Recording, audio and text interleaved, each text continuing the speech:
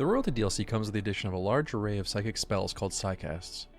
This video will explain the mechanics of Psycast, as well as talking briefly about what each Psycast does and how it might be used. If you enjoyed this video, make sure you give it a thumbs up and remember to subscribe. If you want to support the creation of more videos like these, there's a link to my Patreon in the description. There are a huge number of Psycasts with royalty. Some are straightforward and easy to understand, while others have a few layers that need to be unpacked to get their full use. The Psycasts range from simple abilities like Stun and Beckon at level 1, up to immensely impactful and destructive spells like Berserk Pulse and Neuroquake at level 6. The use of Psycasts requires a brain modification called Psylink. For every level of Psylink that is gained, the pawn will also gain one random Psycast from that level tier of Psylink. Once a pawn has a Psylink level, they gain access to learning any of the Psycasts of that level through the use of Psy Trainers. For example, a Psylink level 1 pawn will gain access to learning Burden, Pain Block, Stun, Chunk Skip, and Solar Pinhole. A pawn with Psylink level 2, in addition to the abilities learned at level 1, will gain access to learning Blinding Pulse, Water Skip, and Neural Heat Dump. You can find Psy Trainers on merchants, or as rewards from quests. The Royalty DLC includes two ways to increase a pawn's Psylink level, and a third way that was added through the Ideology DLC. The first way is to receive an item called a Psylink Neuroformer. Using one of these items on a pawn gives them one Psylink level. These can be received as rewards from quests or from each rank that a pawn gains from the Empire. These Empire ranks require a special currency called Honor that is accumulated by individual pawns through questing. You can decide whether or not to receive Honor as a potential quest reward under the Reward Preferences in the Quest tab. By default, you will be offered Honor as a reward, but you can turn this off if you choose to. The second way to gain Psylink levels is to place meditation spots next to an anima tree, allowing pawns with the natural meditation type to spend time meditating at the tree. We'll talk more on meditation types later. When pawns meditate at the tree, they will accumulate progress towards growing anima grass. The more pawns that meditate at the tree simultaneously, the faster anima grass will grow. For every 20 anima grass that has grown, the player can perform one linking ritual. Each linking ritual provides a pawn with one Psylink level. By default, 20 grass is consumed for the ritual, but adding more pawns to the ritual can offset this cost and save a small amount of grass per ritual. You can set a time for your pawns to meditate via the Schedule tab of the interface. Pawns will also meditate on their own time if you decide not to set a dedicated part of their schedule. Keep in mind they will meditate far less if you don't set a schedule time. The third way to add Psylink levels is a reward from the Blinding Ceremony. This ceremony is added through the Ideology DLC. Any pawn that goes through the Blinding Ceremony has a chance to gain a Psylink level at the completion of the ritual. This can be repeated on the same pawn anytime their eyesight is restored. This means you could potentially get a pawn from level 1 to level 6 by healing and repeating the ritual. As a final note about raising Psylink levels, you can use any combination of these three methods to raise a pawn's Psylink level to 6. It's usually easier to combine methods than to try to rely on just one. At the same time, it is quite easy to level your pawn's Psylink using only the anima tree if you do have access to the natural meditation type. Psycasting uses two different resources to determine how many abilities can be used in total and how many can be used in quick succession. These resources are called Psyfocus and Heat. Psyfocus is essentially your mana pool and dictates how many Psycasts you can use before recharging. It is gained through meditation. Each pawn has a limited Psyfocus capacity that is measured from 0 to 100%. At its base rate, meditation will recharge 50% Psyfocus for 1 day worth of meditation, or 2.08% for 1 hour. Adding a meditation focus will increase this rate from an additional 6% all the way up to an additional 44%. You can also alter a pawn's Psyfocus with chems. Wake Up improves a pawn's Psyfocus gain through the meditation by 20%. Go Juice immediately adds 15% Psyfocus to a pawn. A pawn's meditation type dictates what type of meditation focus they will use. You can check a pawn's meditation type in the information panel.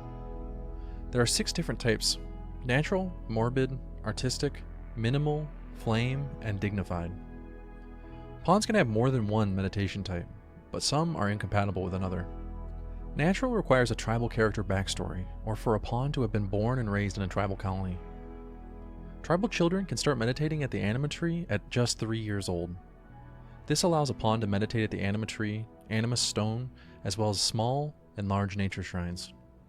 Morbid requires a pawn to have one of the following traits: psychopath, bloodlust, cannibal, masochist, jealous, undergrounder, and tortured artist. Pawns with morbid are able to meditate using a grave or sarcophagus as a focal point. Artistic is the default meditation type and is only absent for pawns with the ascetic trait or for those that have a tribal character backstory. Artistic allows a pawn to meditate with art as the focal point. The higher the quality of art, the better the Psyfocus gain. Minimal requires a pawn to have the ascetic trait, and allows them to meditate with a wall as the focal point. Flame is for pyromaniacs, and it allows them to meditate at a brazier, campfire, or a torch. Dignified requires that a pawn be part of the Empire's nobility. It requires a meditation throne, or a grand meditation throne, as the focal point for meditation. One last note about Psyfocus. If you have ideology, then you can also customize rituals to be able to fully refill the Psyfocus of all participants. The other of our two Psycasting resources is Heat. Heat is quite a bit simpler than Psyfocus. It's your pawn's short-term Psycasting capacity, and represents how many Psycasts they can use in a very short period of time. The pawn's heat capacity is affected by both their psychic sensitivity, as well as their current Psylink level. The equation for neural heat limit is 2 plus Psylink level times 10 times psychic sensitivity. At 100% sensitivity, a pawn's heat capacity will be 30 at level 1 and 80 at level 6. It builds up for every Psycast used, and then dissipates slowly over time. You can go over the pawn's heat limit, but it will cause them a short-term coma that occurs not long after. Alternatively, heat can be dumped on another pawn using the level 2 Psycast neural heat dump. Now let's get to the core of this topic, the Psycasts themselves. Our first Psycast is Burden. Burden locks the target pawn's movement speed to 40% for 20 seconds. Reduced movement speed slows the pawn, but it also reduces their dodge chance. This is strong for kiting, but it's also great for delaying an enemy pawn from getting to its firing position. When an enemy is moving, it isn't shooting, and you can take greater advantage of this with Burden. You can also use Burden on enemies that are closing the distance to give your pawns more time to damage them before they enter melee. It's also pretty useful to use on any enemies that have already engaged your pawns in melee, giving them the opportunity to run away. I like to combine this with Beckon or Skip to really ramp up the potency of Burden. It's one of those Psycasts that's quite useful in the early game, but it does tend to lose its usefulness as you progress to the mid and late game. Next up is Pain Block. Pain Block reduces the target pawn's pain down to 10% of its initial value. It can be useful for getting critically wounded pawns back to the hospital, and if you're desperate to defend against a raid, you can put a low value pawn in a choke point and use Pain Block on them so that they will hold the choke point and stay up much longer. Keep in mind that this will likely kill the pawn in the process. The truth is, this is a pretty weak Psycast that doesn't really have widespread usefulness. It's one of the Psycasts that will likely sit around unused for most of your runs. Next is Stun. And yes, stunned is exactly what the name implies. It stuns the target for 3 seconds. The duration of the stun is affected by the target's psychic sensitivity, meaning it will last a shorter amount of time on mechs or psychically dull pawns. On the other hand, humanoid pawns with higher sensitivity will be stunned for longer.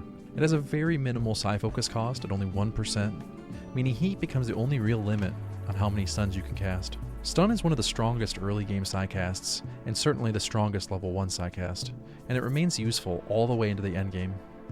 It can be used to lock down dangerous targets, stop an enemy pawn from pathing, or even to negate a powerful enemy from firing. Use it against mad animals that are chasing your pawns down. If you time the stun correctly, you can lock an enemy down in a choke point, slowing down the movement of the entire enemy force. When a friendly pawn has been locked in melee, stun gives the perfect opportunity for them to escape. Alternatively, you can stun an enemy while your melee closes the distance. You can also interrupt a centipede from finishing its firing sequence, or completely stop a doomsday launcher from going off. All in all, Stun is a fantastic Psycast, and you should be using it throughout all of your runs. Now we go from our best level 1 Psycast to our worst. Chunk Skip instantly teleports 5 nearby stone or steel chunks to a target area. It does have a very limited value, but it can be used to create or deny cover. It can also be used to help with hauling chunks by drawing them closer with Chunk Skip and then hauling them the rest of the way. Truth is, this is just one of those Psycasts that is very underwhelming and doesn't have very many uses. Moving right on to our next Psycast, Solar Pinhole. Solar Pinhole creates a light source that lasts for 83 minutes. It's fairly useful in the early game, especially for tribal start.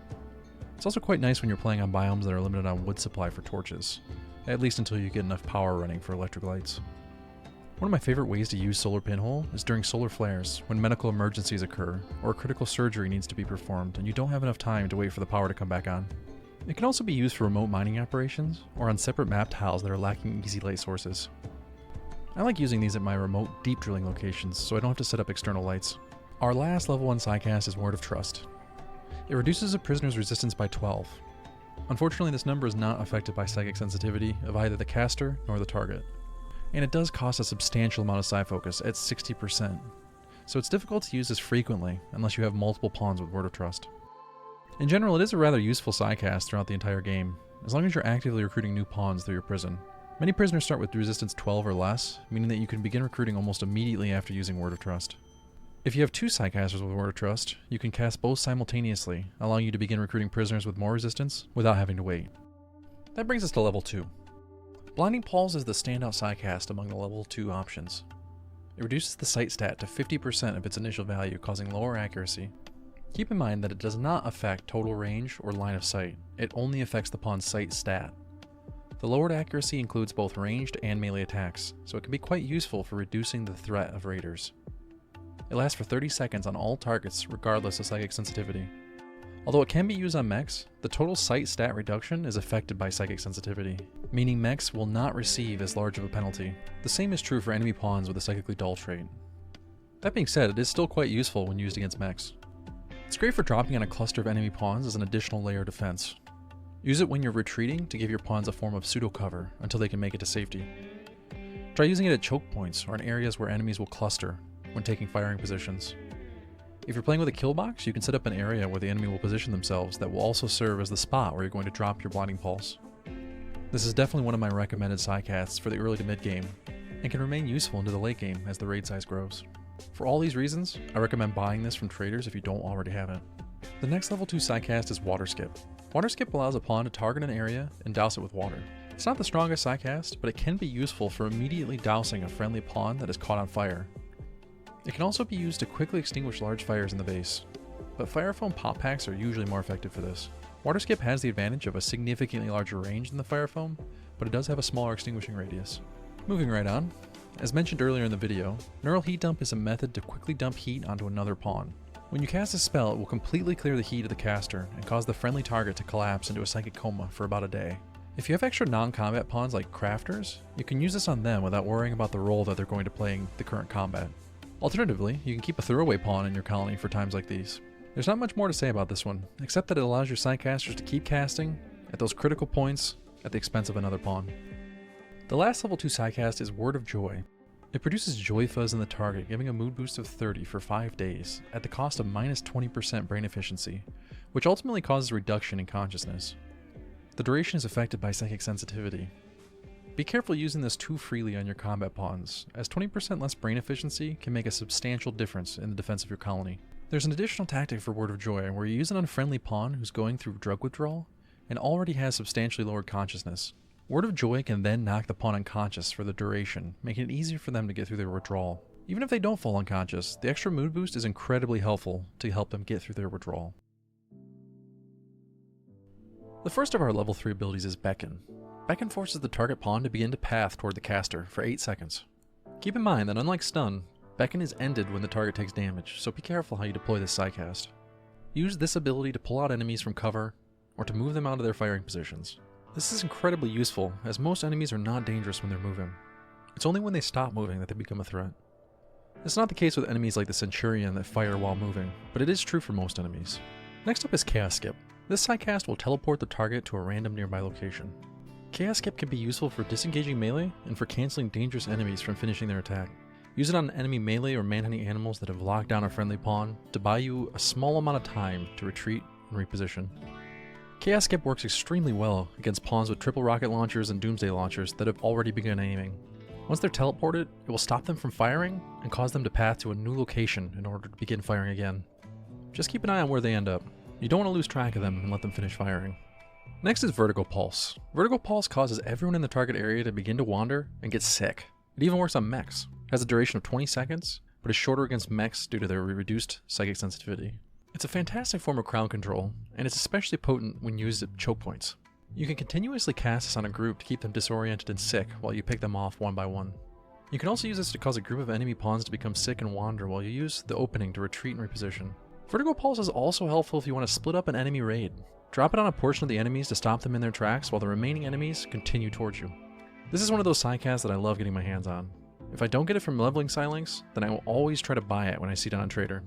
The last level 3 Psycast is Word of Love. Word of Love increases the target's opinion of the caster or another target. This also makes them more likely to make romantic attempts to form relationships or begin marriages.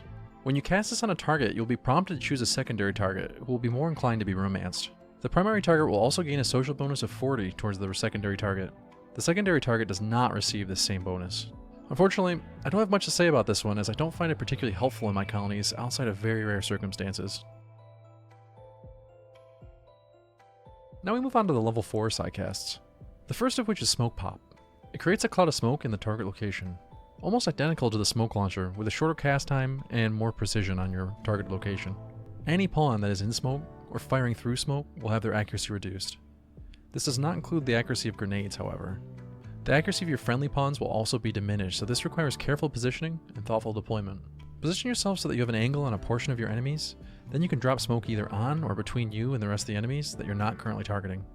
Just like the smoke launcher, Smoke Pop stops mech turrets from firing. You can use this to safely close the gap on mech clusters once all the enemy mechs have been cleared out. Then you can finish off the turrets with grenades, or whatever weapon you want. Just make sure to keep recasting smoke before the last one runs out, or you're going to very quickly find yourself in a dangerous position. Next up is Skip. Skip is a Psycast that is considered by many to be one of the best Psycasts in the game. It allows the caster to teleport the target to a nearby location. You can teleport essentially anything, including friendly pawns, enemy pawns, and even items. One of my favorite ways to use Skip is teleporting high-threat mechs like centipedes or termites into a cluster of melee pawns while using my range pawns that will sit nearby and cause massive damage. You can also use this to keep your range pawns just out of line of sight while skipping enemies one by one into a coverless position, allowing you to quickly dispatch the individual enemies.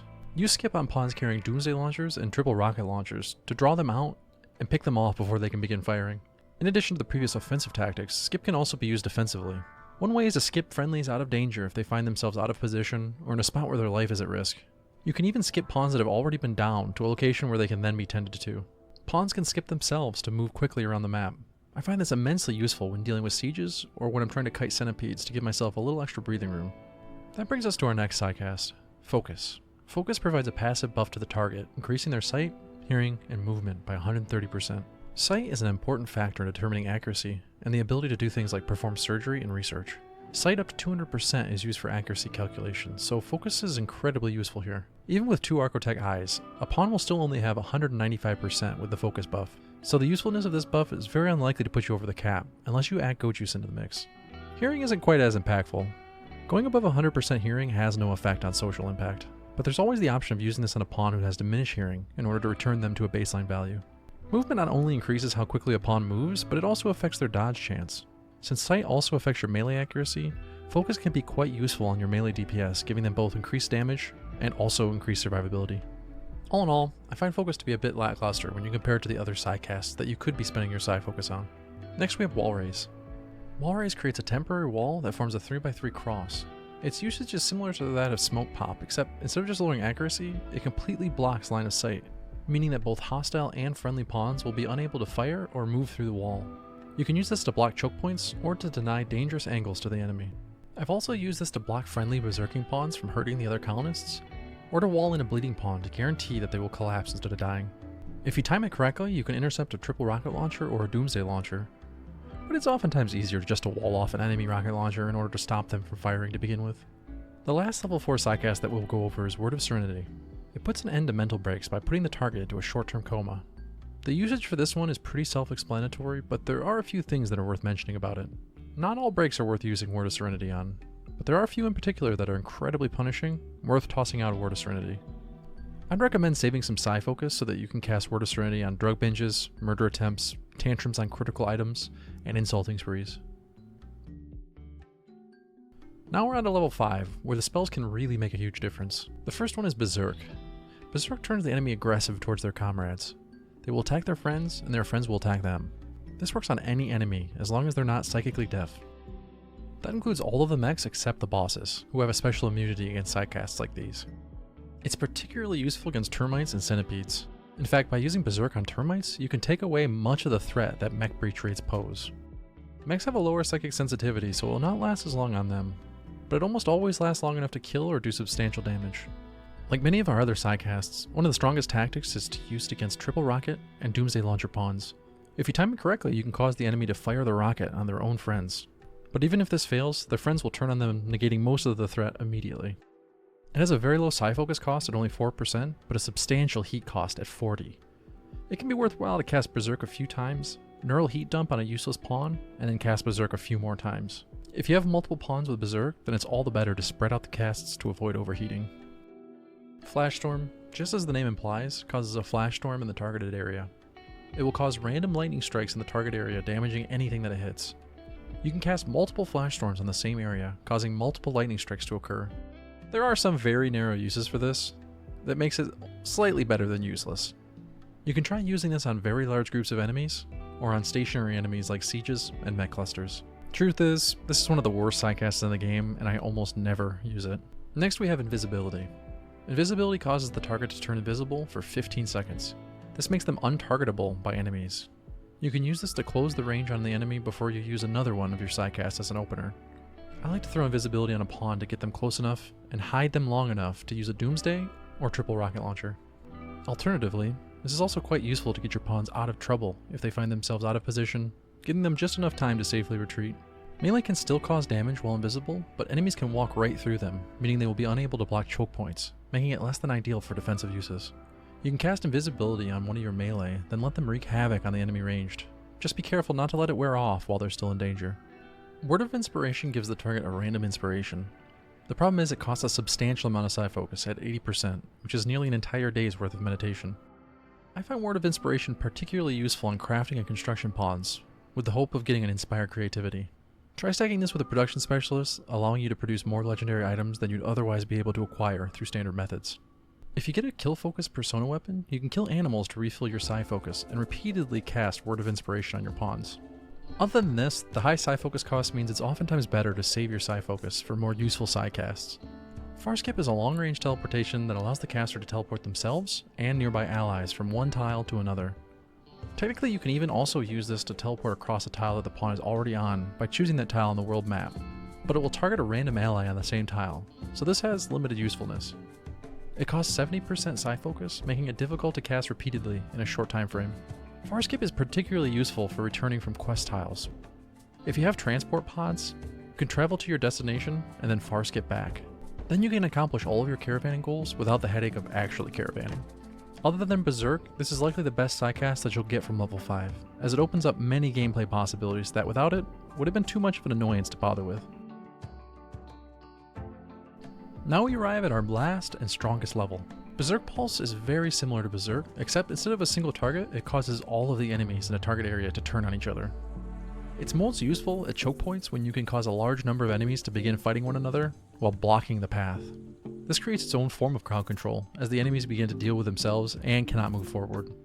I particularly like using this against mech raids to keep large numbers of centipedes occupied while I slowly whittle away at their numbers. It's also quite useful on breach raids when you're dealing with multiple termites at once, or against the lead grenade pawns on humanoid breach raids. It's also incredibly potent against tribals when you're dealing with huge numbers and they cluster on top of each other, allowing you to hit many at once with one Psycast. As a fun last note, it can be cast on a nearby wall to target enemies that are immediately on the other side, allowing you to berserk your enemy without putting your Psycaster in a dangerous position. Much like Berserk, it has a very low Psyfocus cost at only 6%, but a massive 65 heat, meaning you have to either overheat or dump your heat with Neural Heat Dump if you plan on casting this more than once per caster. Mass Chaos Skip is the same as Chaos Skip, but affects every enemy in a targeted area. Oddly enough, I find this one less useful than the single target Chaos Skip, as it isn't terribly helpful to Chaos Skip many enemies all at once. And the more enemy pawns that you Chaos Skip at once, the more likely you are to send them to places that causes more problems than you started with. Next is Skip Shield. Skip Shield creates a circular shield that cannot be penetrated by ranged attacks from either direction. This has the added advantage of not blocking line of sight or pathing, so enemies will continue to fire into the shield even if it completely negates their attack. On top of this, you can bait melee through the shield while their range take position behind the shield, splitting them up completely. One of my favorite ways to use Skip Shield is to wait until a Doomsday or triple rocket launcher begins its aiming phase, then place the shield on the target. The rocket will fire and impact the shield, causing the explosion to severely damage every pawn inside the shield. You can also use this to protect angles, negating a portion of the enemy's firepower, while you focus on picking off smaller numbers at once. This takes thoughtful positioning, so be aware of where your pawns are going to be a threat of ranged attacks before you cast Skip Shield. Manhunter Pulse is our next Psycast. It causes animals inside a target area to become manhunters. This puts them in a state where they will attack any nearby humanoid or mech. The area it targets is quite substantial, giving you a reusable and more precise form of the map-wide Psychic Animal Pulsar. Manhunter Pulse doesn't target nearly as many animals, but it does serve to be quite a useful first line of defense. Try using it against enemies that set up outside your base walls like mech clusters, sieges, and raids with preparation time.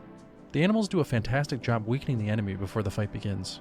And in a best case scenario, Manhunter Pulse can be used to entirely break a siege, or cause mechs from a cluster to attack the base, allowing you to then finish the job. That brings us to our last and potentially strongest Psycast. Neuroquake is a massive AoE berserk with a few penalties attached to balance out how potent it is.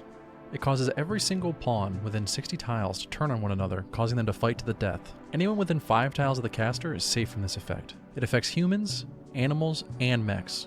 The caster falls into a coma for 5 days after casting. And on top of this, it gives everyone on the map a -12 mood and harms relations with nearby factions by 12. That may sound like a lot, but even with all these drawbacks, it's worth using against dangerous raids. If you're uncertain whether or not you can defeat a raid, it's much easier to Neuroquake and deal with the drawbacks than it is to rebuild your colony and find new pawns. Just make sure you group up all of your pawns before you cast, because you don't want to have to deal with one of your pawns turning against you. Thanks for watching all the way until the end. I hope you enjoyed this one. Be sure to give it a thumbs up, subscribe to the channel, and check out my other guides being uploaded weekly.